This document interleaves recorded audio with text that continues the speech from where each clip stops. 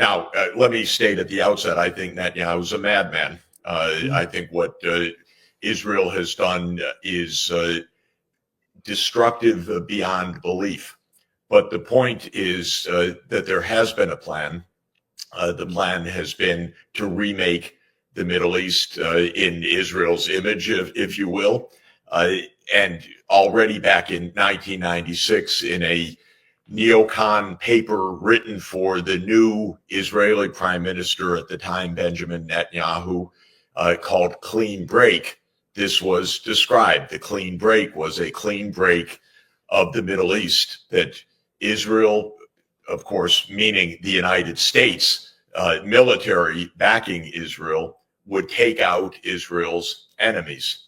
And this has been an operational plan, strangely enough, at least since 9/11. I think the interesting starting point is a statement by Netanyahu a couple of days ago. He gave a press conference. He said that this is a completion of a step-by-step process that Israel has been pursuing. And I think that that is not bragging, if I could put it in that odd way. I think that that is an accurate statement of what has happened. But it's not only an Israeli effort of the last few months with its war on Hamas and Hezbollah, which dramatically weakened the military base of the Assad government, which depended on Hezbollah for its military backing. But this is a campaign of Israel, as Netanyahu himself said, that is to remake the Middle East, that goes back 30 years, actually. What we're seeing in the last days is part of a plan that goes back more than 20 years. It sounds zany, but this is craziness that we're dealing with. This is a plan for taking out 7 regimes. So they thought legally, literally, I mean, you do something completely lawless, initiating war, but you look for a legal fig leaf. And that was why Iraq first. But the idea was that Syria would be overthrown immediately afterwards. And then immediately after that would be the rest of the list. And what has been explained to me by military individuals that were in the midst of this is that the U.S. military got tied down in Iraq in an unexpected way with the insurgency. So they didn't move straight to take out Assad, which was supposed to happen in 2003. So this is quite interesting. But why do this? And Netanyahu spelled this out in his book in 1996, Fighting Terrorism, and then in a rather remarkable speech that he gave in the United States on September 20th, 2001, just after 9/11. He said, you don't fight terrorists by fighting the terrorists. You fight terrorists by fighting the states that support them.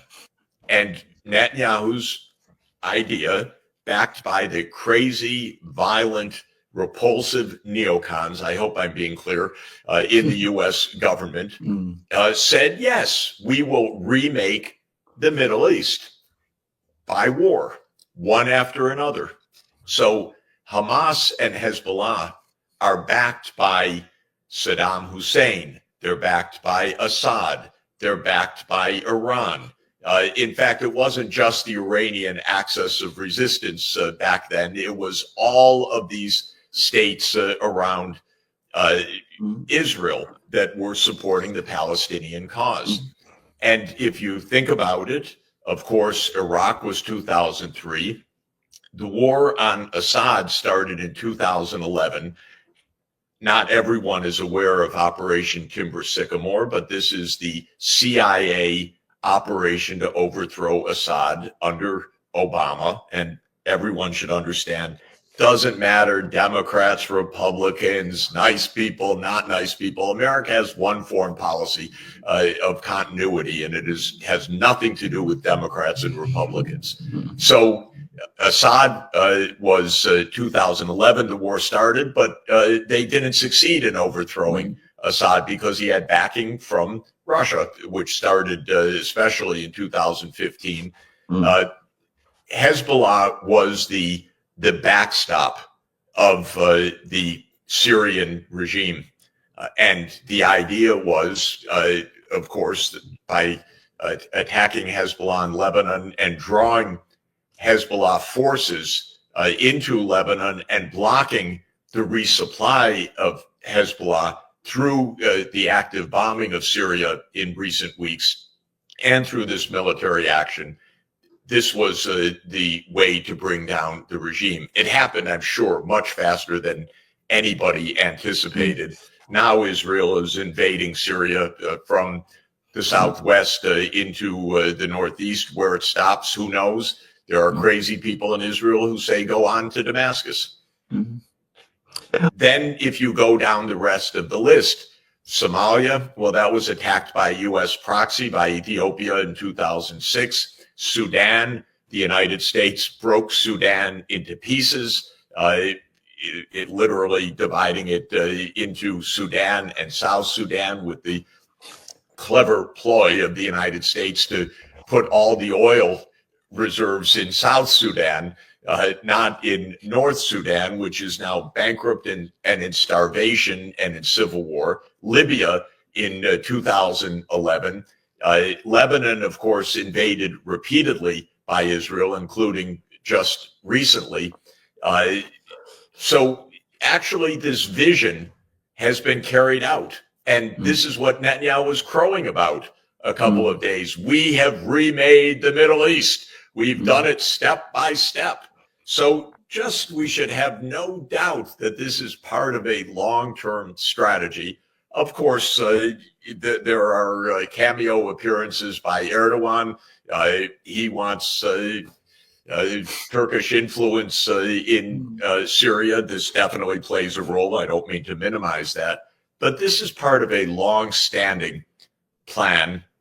And the immediate collapse, which none of us saw coming, I don't know anyone that saw this except, I suppose, inside the Israeli intelligence community and no doubt CIA and a few others. So, of course, there could be war between Turkish-backed forces and the United States. There could be easily war between Turkish-backed forces and Israel. That would bring a wider war. There could be a new war with Iran. We don't have clarity on this. The Israel lobby in the United States has been so dominant and so reckless, and Netanyahu is absolutely so profoundly irresponsible, and his government is perhaps even worse than Netanyahu, though that's a little hard to say. But this is a completely extremist government that is absolutely aiming for a wider war. Everything is possible right now in the Middle East. Israel wants wider war. It wants to pull Trump into a wider war. There will be people in his government that want a wider war. There will be people that oppose it. And Netanyahu definitely is angling for a wider war. So, unfortunately, in our world, the decisions of a few people shape the fates of tens or hundreds of millions of people, or even billions of people. And that's the situation that we're in right now. Nobody gets to vote on this. This is a decision of a few people, and they do not behave well very often. Obvious. We are one vote away from a solution that would bring peace to the Middle East. And that one vote is the veto that the United States imposed on having a state of Palestine as a sovereign state alongside Israel on the borders of the 4th of June, 1967, according to international law. The United States has vetoed this on behalf of Israel. This, to my mind, is the root of the conflicts throughout the region. The Netanyahu doctrine is there will never be a Palestinian state, and because of that, there will be resistance to Israel, and because of that, Israel must be at war with every government in the region that supports the Palestinian cause. And this goes back 30 years. And Israel has provoked wars all over the region to try to replace regimes that are behind Palestine and behind Hamas and Hezbollah, who fight for Palestine. And so rather than having peace, we have war. And the United States has gone to war on Israel's behalf repeatedly, to the great detriment of the world, to the great detriment of the United States, and to the great detriment, in my view, of Israel's long-term security as well. This is the basic choice. Do we have peace or do we have expanding war? And the hold of the Israel lobby on American politics has been so strong that the choice has been expanding war in Lebanon, in Syria, in Iraq, in Sudan, in Somalia, in Libya, and if Netanyahu gets his way, in Iran. I think that there are strong reasons that go beyond Syria for the rapprochement of Iran and Saudi Arabia, not the least of which is that each of these two countries actually wants normalcy and economic development. They actually do not want ongoing war. I think Israel and the United States are the main provocateurs in the region. And I think the failure of the diplomacy to establish peace through a state of Palestine alongside the state of Israel is strangely enough, even though that's just one corner of the Middle East, it's the remaining dominant factor for the continued war. And the reason is that Israel remains on a rampage throughout the region, in Lebanon, in Syria, in wanting war with Iran. The immediate determination, it seems, to annex the West Bank. In all of this, Israel is a great destabilizer. And as long as the United States steadfastly backs that destabilization, there cannot be peace in the region. But there is a common interest of Iran and Saudi Arabia in not having this spill into a generalized regional war. And this is the direction it will head if there is a breakdown in that new rapprochement, or if the United States continues to back Israel in its, I think, utterly reckless and destructive vision of the greater Israel, so-called. But what you're saying is not good speculation about the future. It is the historical record. What has happened to every intervention? There is ongoing, nonstop war and division.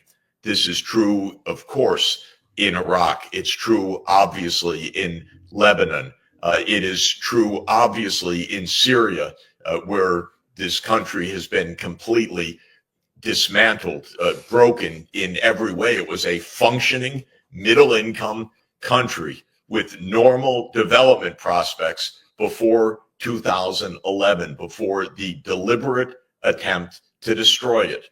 What has happened in Libya since Gaddafi was brought down? Did that bring peace and democracy, as these fools in my government pretend it will? No, of course not. It has brought nonstop civil war. Somalia, it doesn't exist as a functioning country to this day. Sudan, absolutely astounding. There are millions of people on the brink of starvation. There is a war inside Sudan, a civil war, and there's a civil war in South Sudan. In other words, what has happened from this 7 wars in 5 years strategy of Netanyahu and the Israel lobby? Yes, they've remade the Middle East into a catastrophe, into an ongoing, fulminant war zone. And Netanyahu's most fervent hope till this day is war with Iran. And of course, it's not an irony, it's the tragedy of all of this.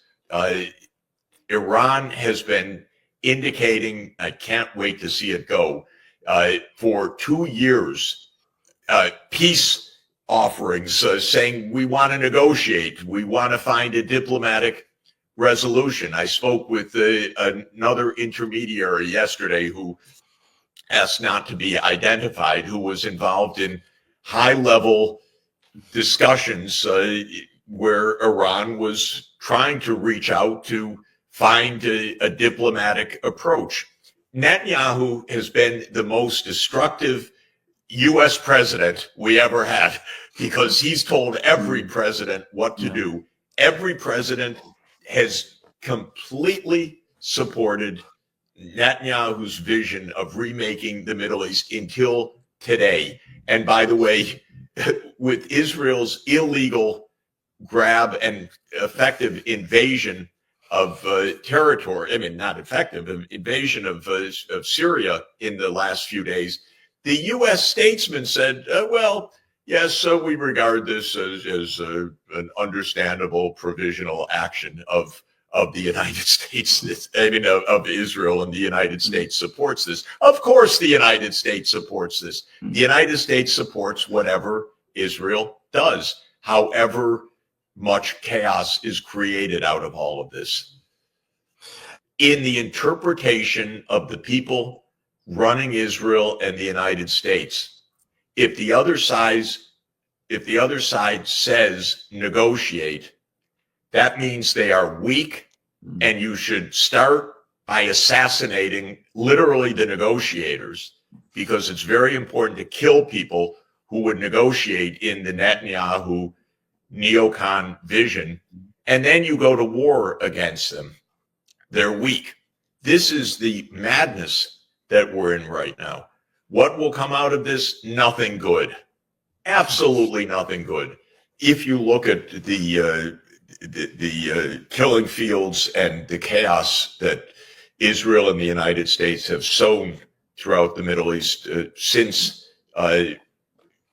basically since the Iraq War, it's stunning that there has not been one moment of political solution, not one moment of peace, not one resolution of one crisis. So to my mind, this whole approach is madness. And if you were to have read Netanyahu or known Netanyahu back 30 years, it was madness then, and it's madness today. The idea that the jihadist groups that the United States has backed, and of course everybody does understand, I'm sure listening in, that Al-Qaeda is a U.S. creation, was and always has been and continues to be. So all these, quote, terrorist groups, yes, they're on CIA backing from the start. It's not even, of course, not even a secret. It's thoroughly documented in shelffuls of books. You don't get peace out of this. You don't get a safe border because we brought down the evil Assad regime. You get ongoing war and chaos, and that's already, but that's not going to sit well. That's not a stable environment. Netanyahu already said, this is ours. We're going to claim this. We're never giving this up. This is Israel's whole approach. Whatever we take is ours. And it's up to us to decide what we take more. This is the greater Israel approach. It's completely destabilizing. It's madness. And the things that we've been talking about before are the things that destroy nations and destroy economies. Western hegemony is, let's just say, delusional and a it was always cruel, but it is a dramatic anachronism in our time. The idea, the presumption that the United States in any way should lead the world, this place of 4.1% of the world population, 4.1%, should deem itself as the world's leader is of course an absurd delusion at this stage of world history. And yet there are people in Washington who believe in it. And as long as they believe in it, and as long as the U.S. is investing more than $1 trillion a year in its war machine, these risks remain absolutely dramatic. I'm a very big fan of the Belt and Road Initiative because it is an initiative of connective infrastructure, roads, fast rail, power, 5G digital. These are the things that make an economy function properly. They are peaceful, they are cooperative, they bring nations together. I think the BRICS is aiming for a peaceful, multipolar world. Of course, the United States says the opposite, that the BRICS are aiming to bring down the so-called rules-based order. The rules-based order, I think everybody should understand at this stage, means U.S. hegemony. Yes, the BRICS are aiming to end the hegemony of the United States or any other country for that matter. They're aiming for a multipolar world. These are countries that are especially interested in economic development. They are developing countries. They want higher living standards. They want peace. They do not want continued wars. And that project of Belt and Road or these corridors, these are economic projects. They aren't NATO expansion. They aren't military bases. They aren't annexation. They aren't Greater Israel. These are economic projects. They make a lot of sense. We have a remarkable statement by General Wesley Clark that is very well known, that after the 9/11 attack, Wesley Clark visited the Pentagon and he was shown a piece of paper that said 7 countries would be overthrown in 5 years. And the list was Iraq, Syria, Iran, Lebanon, Somalia, Sudan, and Libya. And Clark expressed befuddlement and bewilderment. What does this have to do with 9/11? And the answer was, we're making the Middle East over again. This was the clean break strategy from 1996, now to be implemented. And in September 2001, though Iraq had nothing to do with 9/11, the decision was made immediately that to implement this remake of the Middle East, the first invasion would be of Iraq. This by itself is interesting, just as a footnote. The reason that they chose Iraq first was not because of Saddam or weapons of mass destruction, which they knew did not exist, but rather there was a legal fiction that they could use, a 1998 Iraq Liberation Act, which had been passed by Congress and signed by President Clinton, that made it the law of the land that Saddam Hussein should be removed from power. I think Syria will continue to be a killing field. It will continue to be a battleground. I don't believe myself that there's likely to be any kind of unified Syria in the coming years. Israel has invaded in the south. The United States backs Kurds in the northeast.